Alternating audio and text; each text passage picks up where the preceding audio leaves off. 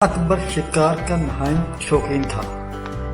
وہ اکثر پڑھائی چھوڑ کر بھی شکار کے لیے بھاگ جاتے تھے۔ اس طرح کرتے کرتے وہ ایک بہترین سوار اور شکاری بن گیا۔ ایک دن جب اکبر شکار کے لیے گیا تو وہ اور اس کے چند درباری اتنی تیزی سے چلے کہ باقیوں کو پیچھے چھوڑ گئے۔ شام ڈھلتے ہی سب کو بہت بھوک اور پیاس لگی۔ انہوں نے دیکھا کہ وہ راستہ بھٹک چکے ہیں اور اب پتہ نہیں کہاں جانا ہے۔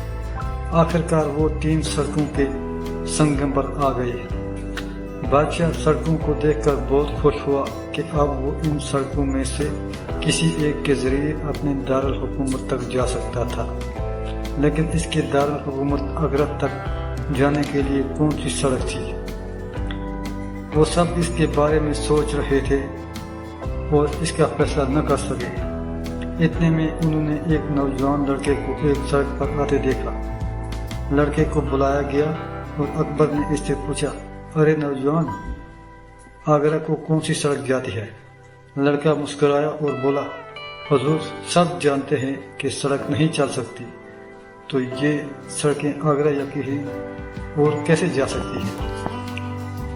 اور اپنے ہی مذاق پر ہنس دیا۔ سب خاموش تھے، ایک لفظ بھی نہ کہا۔ لڑکے نے پھر کہا، جناب لوگ سفر کرتے ہیں، سڑکیں نہیں۔ یہ سن کر شہنشاہ ہنسا اور کہا کہ نہیں، تم ٹھیک کہتے ہو۔ شہنشاہ نے پھر پوچھا، نوجوان تیرا نام کیا ہے؟ مہیش داس، لڑکے نے جواب دیا۔ شہنشاہ نے پوچھا، اور حضور آپ کون ہیں؟ آپ کا نام کیا ہے؟ شہنشاہ نے اپنی انگلی نکال کر لڑکے کو دی۔ آپ شہنشاہ اکبر ہندوستان کے بادشاہ سے بات کر رہے ہیں۔ ہمیں آپ جیسے نڈر لوگوں کی ضرورت ہے۔ آپ دربار میں آئیں، اس انگوٹھی سے میں آپ کو فوراً پہچان لوں گا۔ آپ مجھے آگرہ جانے کا راستہ بتائیں، ہمیں بہت جلد وہاں پہنچنا ہے۔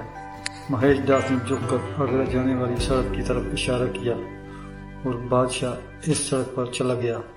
اس طرح شہنشاہ اکبر نے مستقبل کے بیربل سے ملاقات کی۔